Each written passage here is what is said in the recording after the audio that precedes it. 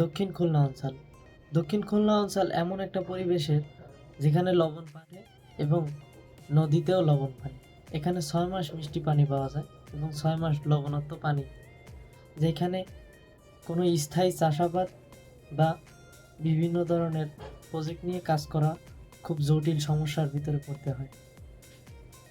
এখানে স্থায়ী চাষাবাদের ক্ষেত্রে মিষ্টি পানির, বিশেষ করে খাবার পানি, এইখানকার মাটির বিভিন্ন অভিজ্ঞতার সাথে আমি একমত হয়ে এইখানকার মাটির ব্যাপারে আমি কিছু ধারণা অর্জন করছি। আমি পরীক্ষা করে দেখছি যে এইখানকার মাটির, যে মাটিটা বোরিং করে পাম্প দিয়ে, পাম্পের মাধ্যমে শোষণ করে উত্তোলন করা হয় যে পানিটা, সেই পানিটা মাছ চাষের জন্য উপযোগী হলেও খাওয়ার উপযোগী হয় না, বা ধান বা তরমুজে চাষের জন্যে সেই পানিটা উপযোগী নয়। এই ক্ষেত্রে কি করা যেতে পারে? আমার কাছে একটা সুন্দর পদ্ধতি আছে, সেটা হচ্ছে, এটার নাম আমি দিয়েছি সারফেস ফিল্টারিং, অর্থাৎ সারফেস আকারে ফিল্টারগুলো বসায় দেওয়া। অর্থাৎ আমি একটা জিনিস খেয়াল করে দেখেছি, যদি কোনো জায়গায় গর্ত করা হয় 8 থেকে 9 ফুট, তাহলে প্রথম বালির স্তর থেকে যে পানিটা ঘেমে উঠে, গর্তের ভিতরে যে পানির স্তরটা ঘেমে ভরে ওঠে, সেই পানিগুলো খাওয়া যায় এবং স্বচ্ছ, সেই পানিতে আয়রন খুবই কম থাকে। এই পানি গাছের গোড়ায় ব্যবহার করা যায় এবং চাষাবাদের উপযোগী।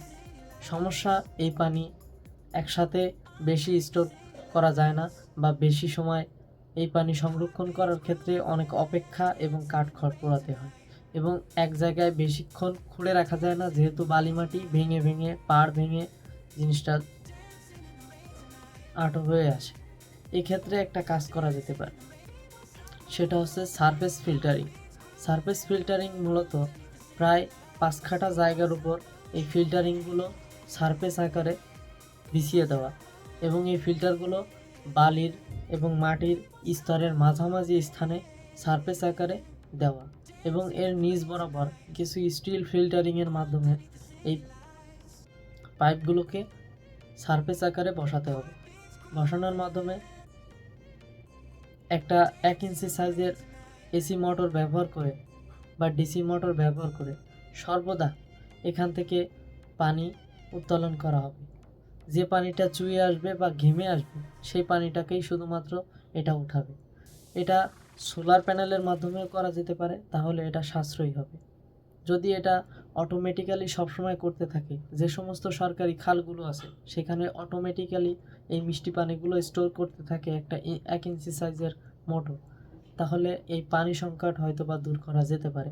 এর জন্যে আর্থিক সহযোগিতা এবং আর্থিক অর্থের প্রয়োজন। এই প্রজেক্ট নিয়ে আমি অনেক দিন ধরে গবেষণা করতেছি এবং এটার পরীক্ষামূলক ধাপে আমরা অবশ্যই দ্রুতই যাব। আপনারা ততক্ষণ পর্যন্ত আমাদের সাথে থাকবেন এবং আমাদের প্রজেক্ট দেখার জন্য অবশ্যই অপেক্ষায় থাকবেন। আমাদের এই প্রজেক্টটা নিয়ে অনেক আগে থেকেই ভাবনা চিন্তা ছিল, প্রায় 4-5 বছর ধরে, কিন্তু এই প্রজেক্টটাকে আমরা বিভিন্ন কারণে এই প্রজেক্টটাকে সামনে আনতে পারিনি। তো আশা করি অতি দ্রুতই এই প্রজেক্টটা আপনারা দেখতে পারবেন। আর এই প্রজেক্টটা যদি বাস্তবায়ন হয়, তাহলে এই অঞ্চলের মানুষের জন্য অনেক বড় একটা গেম চেঞ্জ হয়ে দাঁড়াবে বলে মনে করি।